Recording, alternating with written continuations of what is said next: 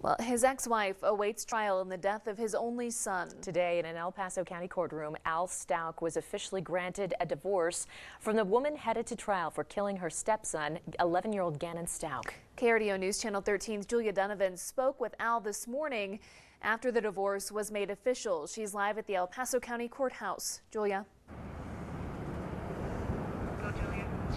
Lauren, Heather, Al Stauch told me closing this chapter means he and his family can focus in on the murder trial.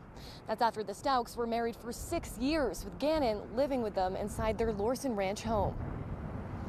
The fact that I don't have to think about this anymore, that it's done, is a huge weight lifted.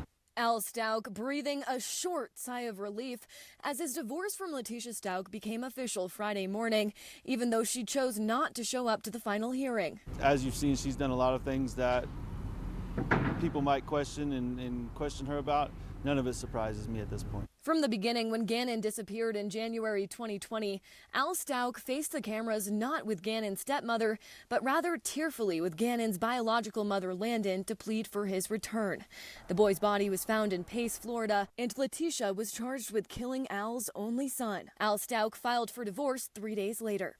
His lawyer told KRDO Al has accumulated over $75,000 in expenses between attorney fees for the murder and divorce case and payments on cars that are still being held as evidence. It's a heavy financial burden.